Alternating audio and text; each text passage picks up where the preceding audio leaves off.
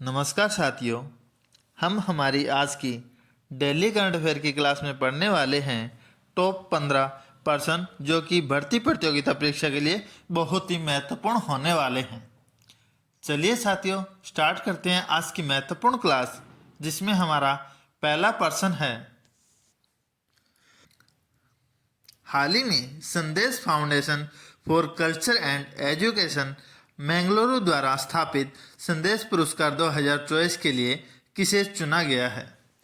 तो साथियों, संदेश पुरस्कार 2024 की बात की जाए तो इसे कन्नड़ भाषा या कन्नड़ साहित्य के लिए विद्वान बीए विवेक राय को चुना गया है।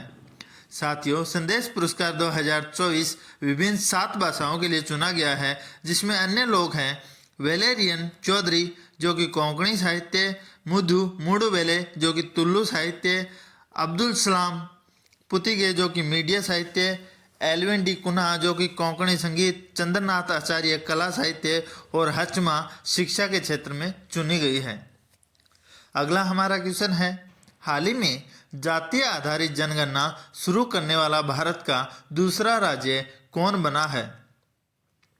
तो साथियों, जातीय आधारित जनगणना शुरू करने वाला भारत का दूसरा राज्य है एपी या आंध्र प्रदेश से कहा जाता है।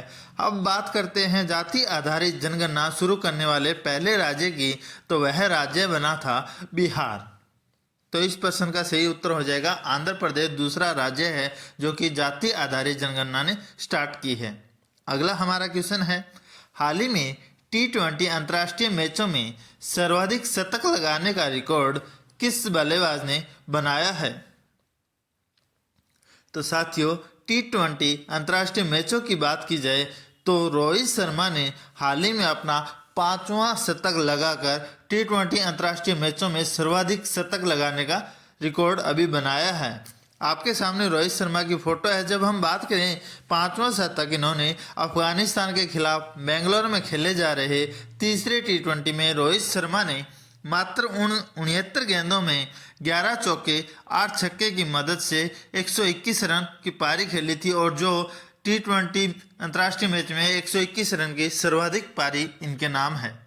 अगला हमारा क्वेश्चन है, हाल ही में अयोध्या के राम मंदिर को समर्पित स्मारक डाक टिकटों की एक सीरीज किसके द्वारा लॉन्च की गई है?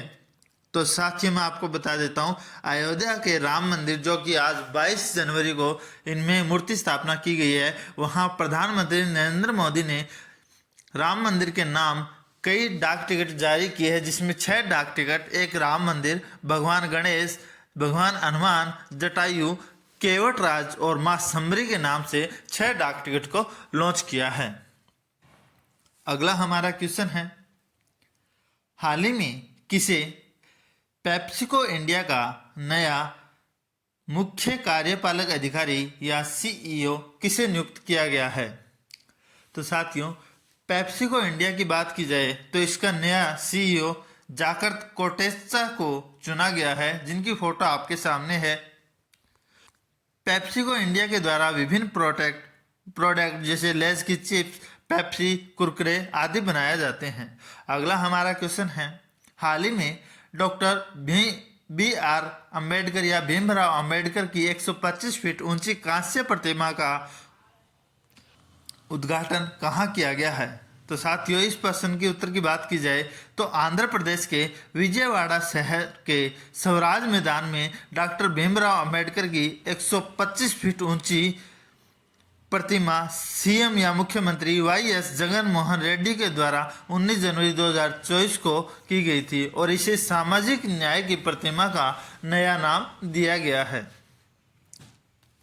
अगला हमारा क्वेश्चन है, हाल ही में भारत की 9 शास्त्रीय भाषाओं में एक विदेशी भाषा के रूप में किसे शामिल किया गया है? साथियों, इस प्रश्न की बात की जाए तो भारत की 9 शास्त्रीय भाषाओं में से एक विदेशी भाषा के रूप में फारसी भाषा को अभी अभी शामिल किया गया है। अगला हमारा क्वेश्चन है, हाल ही में global fire power military strength ranking 2024 में कौन से देश की सेना को शीर्ष स्थान पर रखा गया है? तो साथियों, global fire power military strength ranking 2024 जो कि जारी की गई है, जिसमें विभिन्न देशों की सेनाओं में वर्ष 2024 की सबसे ताकतवर मिलिट्री की सूची में अमेरिका को एक बार फिर नंबर 1 पोजीशन पर रखा गया है। दूसरे स्थान पर रूस, तीसरे स्थान पर चीन और चौथे नंबर पे भारत देश है, और पाकिस्तान इस सूची में 9वें नंबर पर रहा है।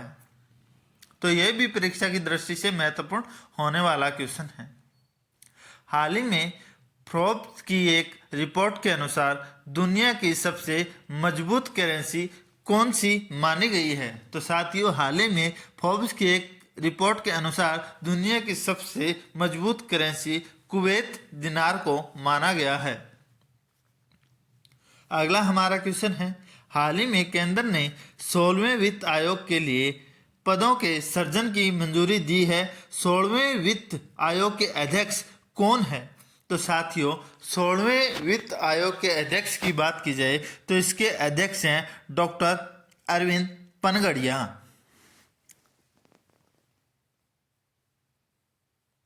अगला हमारा क्वेश्चन है साथियों,